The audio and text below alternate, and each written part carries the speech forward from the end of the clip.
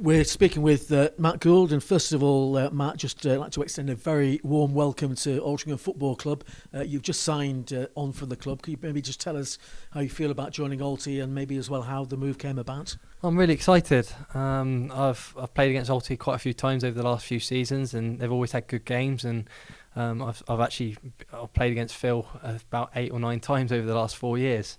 So I gave him a message towards the end of last season before lockdown hit, and I thought, I might as well. And he came back to me and he said he was a big fan of mine. And over the last few months, we've spoken, and over the last week especially, then I've agreed to come here, and I'm really excited.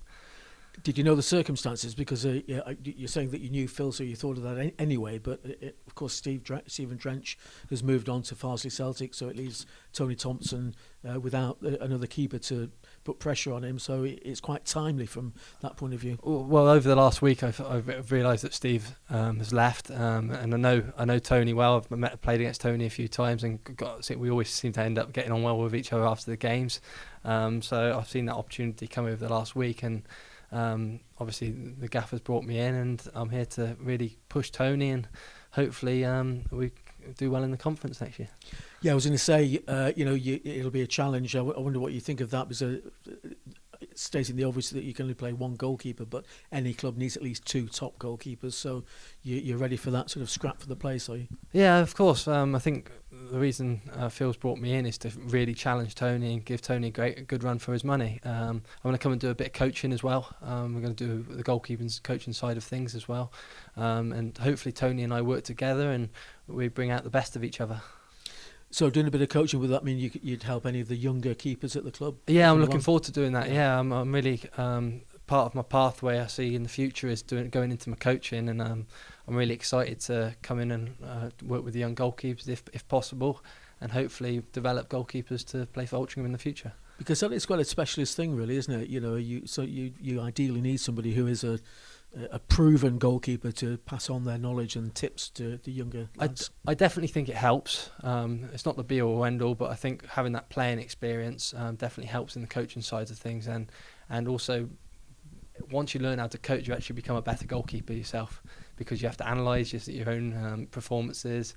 You analyse other goalkeepers to see how they get on and how they play, and then you take it into your own goalkeeping. I think Altrincham fans will know a bit about you anyway, Matt. Sorry to bring this up, but the last game before lockdown here was Altrincham 4, Spennymoor 1. What are your memories of that game? I think it's fair to say it might have been more than 4-1, but for the Spennymoor goalkeeper. But tell us what you think. Put it this way, we didn't have our best game, and the Altrincham lads were clinical. I think Jordan scored a really good goal. I think Darryl scored a really good goal as well. So no, we got put to the sword that day. But when I play against Altrincham, I've always really enjoyed the way they play. And also when the gaffer was at Nantwich, they always played a really good style of football, and we always had good games. So I'm looking forward to playing for a good team. Sure, just to kind of make the memory even more vivid, it was Darrell, you're quite right, the first goal, and then there was a bit of a curler from Jordan Tune for the second goal, then a Tom Hannigan header, and then do you remember the last goal? Floater from... Yeah, was it Jordan again? Jordan again, yeah, Jordan seemed to float one in. Yeah. He didn't score against me in the previous game, though. That's Well, to be fair, it was a case of us turning the tables, wasn't it? Because the game at Spennymoor, you came out on top and you saved a Josh Hancock penalty, and so you've had your good moments against us, haven't you? Yeah, I have. I think in that game there was a few good saves that proved pivotal in that game, and it kept us in the lead. And then I think one of our Spenny lads went and scored the third goal, and then Elliot scored a penalty to put pressure on us. And previous memories, I believe you faced Alty prior to your time at Spennymoor. Yeah, I think I saved another penalty in the Stourbridge home game against Alty, a 1-1 draw. And then we got another hide in. We were 4-0 down at half time. So hopefully I don't see that many goals going this time round. And no, it'll be. I'm looking forward to it. It's going to be a good challenge.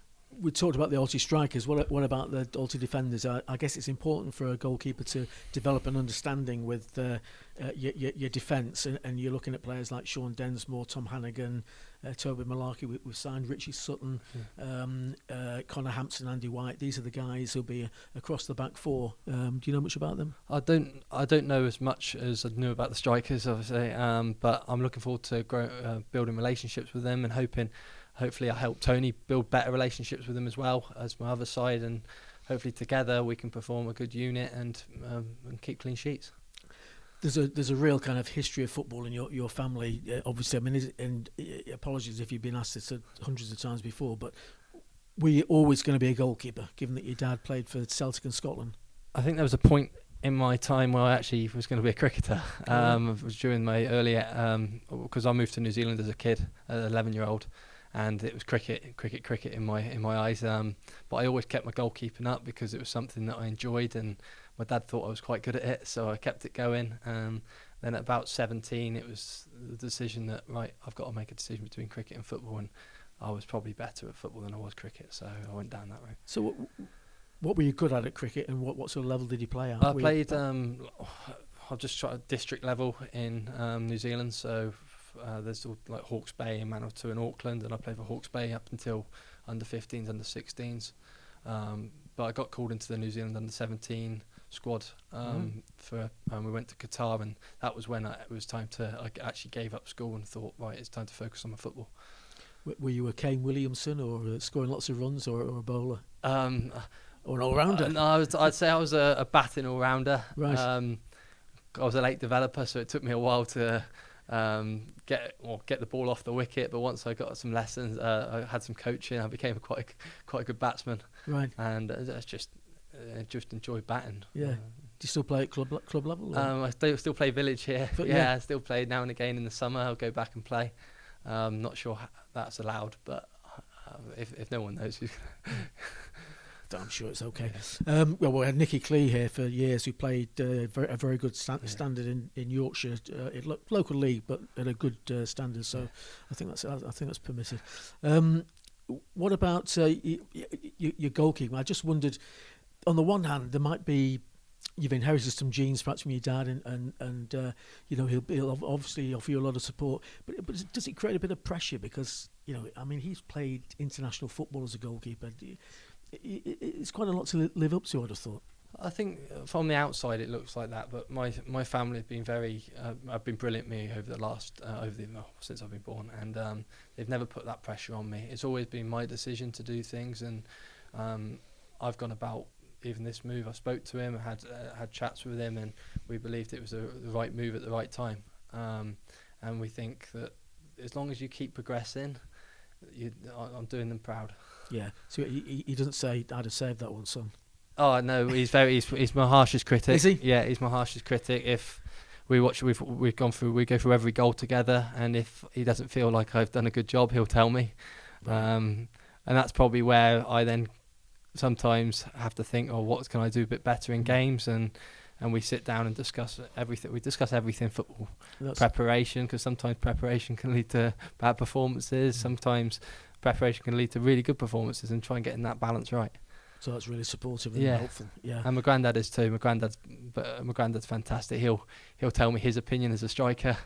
And we always have chats about games and goalkeepers. Yeah, I guess a striker will have a view on a goalkeeper, won't he? Because he'll pick out goalkeepers' weaknesses and try and exploit them. So the other side of the coin to that is he'll point out things you could perhaps do better. Yeah, exactly. Yeah, and one of the game's great characters as well, of course. Do they get to games? Bob came to probably 5 or 6 Spennymoor games. Right. Usually he goes to New Zealand, but because of COVID he won't be able to come around, so I'm sure he'll be at as many games as he possibly can, especially down in the southern regions. Well, tell him if he can venture up this way, he and your dad of course as well, be very, very welcome at the J. Davis Stadium. Thank you very much. And thanks for your time, and Matt, and all the very, very best in Altrincham colours. Hope it's a great time here. Thank you very much. Pleasure to be here.